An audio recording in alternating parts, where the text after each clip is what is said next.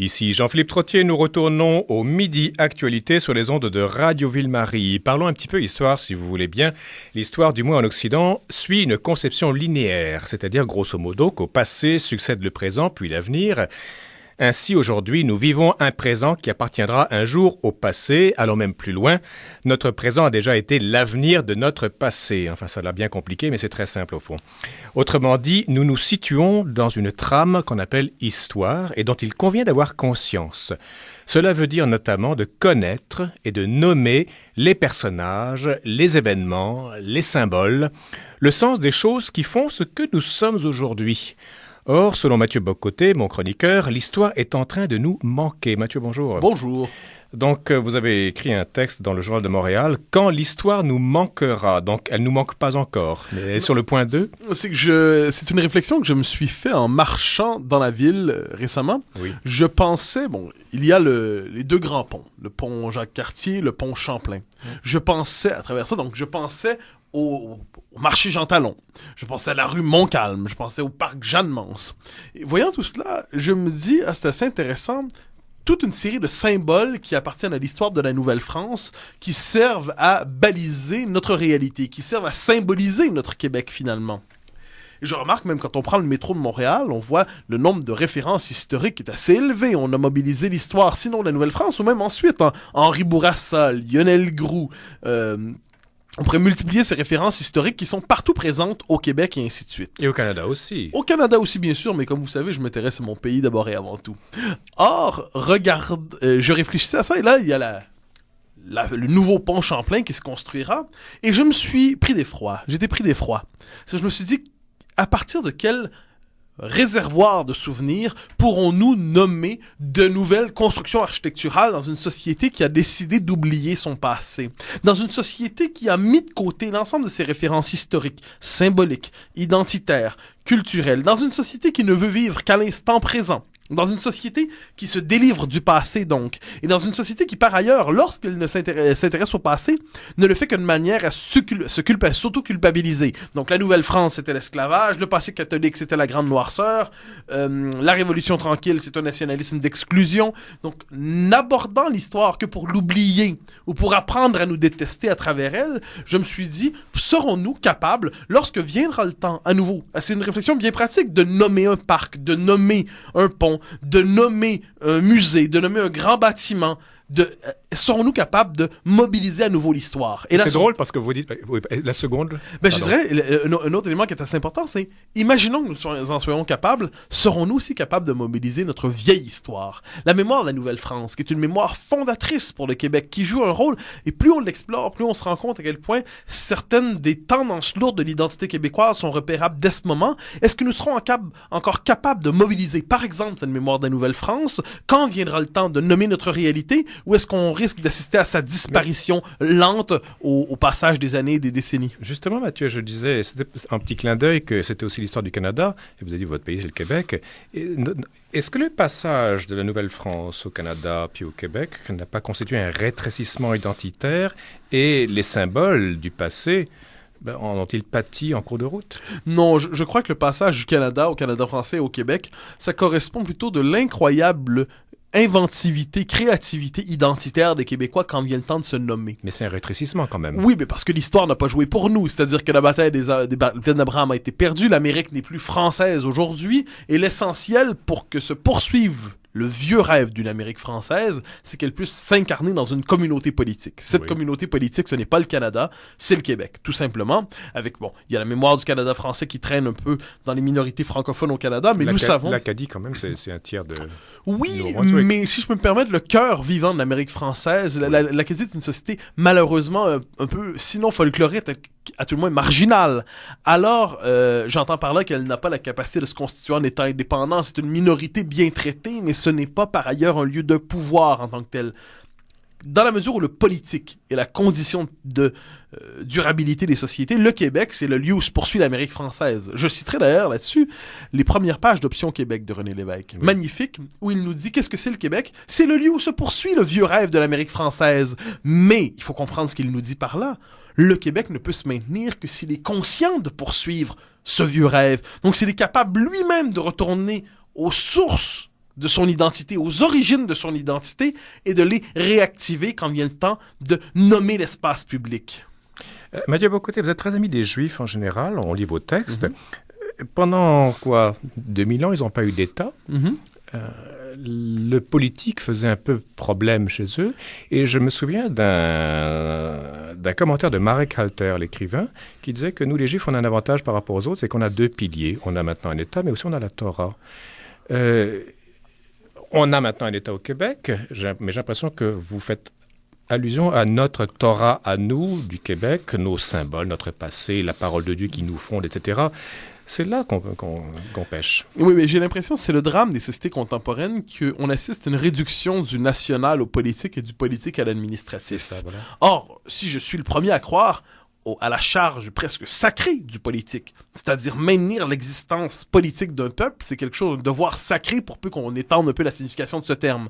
Aujourd'hui, cela dit, l'espèce de transcendance nécessaire et inévitable dans la constitution d'une communauté politique, pour qu'elle ne soit pas qu'une association d'individus, mais qu'elle ait le sentiment de son destin, pour qu'elle soit l'union des morts, des vivants et de ceux qui viendront, mais cette transcendance, qui peut être une transcendance de la mémoire, c'est une transcendance de la mémoire davantage qu'une transcendance religieuse au sens strict. Une transcendance de la mémoire, elle nous échappe aujourd'hui. Mais chez les Juifs, je reviens à ça, c'est une mémoire religieuse et c'est une mémoire aussi à tout point de vue. On ne peut pas séparer oui, bien sûr, cela. Bien sûr. On ne pourrait pas faire le même exercice chez nous? Ça dépend de ce qu'on entend par là. C'est-à-dire, s'il s'agit aujourd'hui de se réapproprier, je l'ai souvent dit, l'héritage catholique, que je dirais qu'on soit croyant ou non. Moi, c'est ce que certains croyants n'acceptent pas, d'ailleurs, je remarque souvent. Mais ils n'acceptent pas que... Pas moi, c'est bien, mais rassurez-vous. c'est ce que certains croyants, je ne parle pas de vous là-dessus, nous disent, vous n'êtes pas croyant, donc vous n'avez pas le droit de revendiquer l'héritage catholique. Parce que ce n'est... Et moi, je dis souvent, le catholicisme m'apparaît, quant à moi, comme culture, comme philosophie et comme foi. Forcément. Comme culture, j'en suis un héritier, que je le veuille ou non. Comme philosophie, je trouve que c'est une philosophie qu'on aura intérêt à redécouvrir pour une raison simple. Le catholicisme est une philosophie des médiations. C'est-à-dire l'homme incarné. Et à travers le catholicisme, on peut retrouver certaines intuitions philosophiques perdues par la pensée moderne. Médiation entre Dieu et le politique? Non. Entre l'homme qui n'accède à son humanité que par ses nombreuses incarnations. C'est l'intuition de Fernand Dumont. À travers la famille, à travers la patrie, à travers la culture, et ainsi de suite. Donc, cette espèce de sentiment d'une humanité incarnée, n'existant qu'à travers son incarnation, je dirais que un homme comme Fernand Dumont, dans la pensée québécoise, a cherché à récupérer d'une certaine manière cette charge philosophique du catholicisme, lui qui était croyant par ailleurs. Mais au-delà de ça, donc, devons-nous, au Québec aujourd'hui, se réapproprier le catholicisme seulement comme mémoire? Comme philosophie, c'est pas nécessaire, disons, mais comme mémoire, ça me paraît indispensable, parce que sinon, qu'est-ce qu'on verra? Quand viendra le temps, c'est un peu le lien que je faisais dans mon article. Lorsque nous ne voulons plus d'une partie importante de nous-mêmes, d'une partie importante de ce que nous avons été, eh bien, on le voit avec le saccage des écoles québécoises aujourd'hui. Il y avait autrefois une école on a dépeuplé le paradis pour nommer le Québec. Oui, je me souviens de cette expression-là. Alors, Saint-Ci, Saint-Ça, Saint-Patente, Saint-Truc, Saint-Machin, Saint-Chose. Mais aujourd'hui, c'est l'école de la lumière du jour, l'école des joyeux galopins émancipés, et ainsi de suite. Bon, de la même manière... Les coccinelles souriantes, l'avenir radieux et plein soleil, vous disiez dans votre texte. Oui, bien sûr, mais la prochaine étape, moi, je me demande si, quand viendra le temps de nommer à nouveau notre pays, de le symboliser, parce que c'est le travail de toute culture que de se symboliser. Oui. Eh bien, est-ce que le politique et le mémoriel vont céder pour se laisser avaler par la marchandise? Et est-ce qu'on aura un jour le pont Chrysler, l'autoroute Pepsi, et ainsi de suite? Comme des amphithéâtres, comme ça. Oui, effectivement. Alors, je ne suis pas de ceux qui s'opposent à l'économie de marché, loin de là. Mais je trouve que l'économie de marché est d'autant plus belle que la marchandise n'avale pas tout. Est-ce que le politique est encore capable de porter sa propre transcendance? Et si oui, c'est parce qu'il aura opéré une réconciliation avec la mémoire. Mathieu Bocoté, je pense que vous faites... Il y a aussi, en dessous de ce que vous dites, qui me semble pertinent, il y a aussi un autre problème ou une autre réalité que l'on voit dans la Genèse. On revient aux Juifs encore une fois, ou aux chrétiens si vous voulez. Dieu donne à l'homme, non pas le pouvoir de créer, qui serait la substitution, le péché originel, etc., mais le pouvoir de nommer les choses. Au paradis, l'homme dit, ça va s'appeler chèvre, ça va s'appeler chêne, ça va s'appeler mer, enfin, etc. Et est-ce qu'il y a ici une faillite de la faculté de nommer notre entourage? C'est-à-dire que la prise de pouvoir commence par la prise du langage. Oui. Ah non, ça, je crois que c'est d'une justesse incroyable comme analyse. C'est-à-dire notre capacité à nous nommer est de plus en plus faible. D'abord parce que les références qui permettraient de nous nommer ne sont plus autorisées souvent. C'est-à-dire les références qui viennent du passé souvent et de la culture, on considère qu'elles sont vécues à la manière d'une oppression. On impose à autrui. Bien sûr, hein, c'est souvent ce qu'on entend, surtout à l'école même. Pourquoi imposer une lecture de l'histoire, par exemple, à un jeune en lui apprenant qu'il appartient à un peuple? Non, il doit plutôt construire sa propre histoire du Québec, et ainsi de suite. Donc, nommer, c'est un acte d'autorité. Or, l'autorité est quelque chose qui a mauvaise presse au Québec, pourrait-on dire. Donc oui, il y a dans cette incapacité à nommer un problème, et il y a peut-être aussi, je tourne votre question autrement, sachant consciemment que je la détourne, mais il y a peut-être même dans la pauvreté réelle de la langue québécoise, du langage au Québec, il y a peut-être aussi une difficulté à nous nommer ici. C'était autrefois la responsabilité des élites, qui provenaient d'ailleurs d'un milieu très éduqué, connecté à la culture catholique universelle, à travers le cours classique et tout ça, qui avaient la responsabilité de nous nommer. Dans la mesure où les normes culturelles exigeantes d'autrefois ont cédé au nom de la démocratisation de la culture et ainsi de suite, mais j'ai l'impression que la langue québécoise, avec ses ressources relativement limitées, peut-on dire, parce que qu'est-ce qu'une langue déconnectée de la littérature? C'est un dialecte souvent. Eh bien, j'ai l'impression que la langue québécoise telle que nous la parlons ne nous permet pas véritablement de nommer. Et puisque c'est une langue sans mémoire souvent, eh bien, c'est une langue qui s'entiche de l'instantané. C'est une langue déstructurée souvent, et je leur disais, je nommais tantôt la possibilité du Colisée, du Colisée Chrysler, eh bien, nommons une autre possibilité, la vedette instantanée du jour qui d'un coup devient le nom d'une bibliothèque. Alors, je suis assez inquiet parce que d'un côté, la confiscation du symbolique par le vedettariat et de l'autre côté, la confiscation de l'espace public par la marchandise. Et on se retrouve au cœur de ce problème que je cherchais à nommer. Nous vivons-nous encore comme communauté d'histoire ou simplement comme société de l'instant présent? Mathieu Bocoté, vous connaissez certainement ce poème de Baudelaire qui s'appelle « Le Correspondance ». Non, je ne connais pas, mais vous m'en parlerez. La nature est un temple de vivants piliers, laisse parfois sortir de confuses paroles. L'homme y passe à travers des forêts de symboles qu'il observe avec des regards familiers. Bon, il le faisait dans un autre contexte, évidemment, plus symbolique, ou symboliste plutôt. Et on peut dire qu'au Québec, je résume votre pensée, c'est que l'homme passe à travers une forêt de symboles qu'il observe avec des regards familiers, comme disait Baudelaire, mais l'homme n'est plus capable de les nommer. Ah, ça c'est fondamental. Mais les symboles sont encore là. Mais voilà, c'est ce que je disais aussi dans le papier, c'est-à-dire, je suis curieux de savoir, lorsqu'ils empruntent le pont Champlain, oui, le pont Jacques-Cartier, qui vont marcher Jean Talon, est-ce qu'il y a, ne serait-ce qu'un court instant, le souvenir, les vieux souvenirs de notre peuple qui remontent à la conscience de celui qui, bon, je ne demande pas tous les jours, mais une fois par année, par exemple. Est-ce qu'on a conscience, alors, marcher Jean Talon, que Jean Talon évoque quelque chose dans notre histoire qui fait très longtemps? Ou sommes-nous devenus indifférents aux symboles dans lesquels nous habitons? De ce point de vue, ces symboles deviennent desséchés et il ne faut pas se surprendre ensuite qu'ils s'émiettent ou qu'ils s'égrènent. Alors oui, cette indifférence à nous-mêmes, les Québécois sont quelquefois périphériques à leur propre culture. Ils ont l'impression que lorsqu'ils placent leur culture au cœur de leur réalité, ils se folklorisent. Pourtant, c'est le contraire. C'est lorsqu'on considère que sa culture n'est jamais bonne pour nommer le réel et qu'on la conserve à la manière d'une consommation nostalgique pour le temps des fêtes et ainsi de suite, c'est à ce moment que la culture meurt. Mais pourtant, l'homme a besoin de symboles, Mathieu Bocoté, et j'ai l'impression qu'ici, on a une querelle, enfin, plus qu'une querelle, une guerre de scénarios. On a appartenu à un scénario X, il y a un autre scénario qui vient d'ailleurs, évidemment, qui cherche à superposer ou à le remplacer carrément par toutes sortes d'artifices ou de moyens très, très forts du reste. Est-ce qu'au fond, la bataille, on dit mettre chez soi, c'était de mettre chez nous, hein, de genre de sage. J'insiste là-dessus, j'en parle avec vous depuis longtemps. Il ne faudrait pas dire maintenant, puisqu'on parle de langage, de symbole, de réappropriation de ce passé, de ce symbole et de tout ce signifiant, mettre en nous. C'est-à-dire que chacun doit mettre en lui et que chacun doit se réapproprier pour son propre compte personnel et ensuite collectif cette capacité de nommer.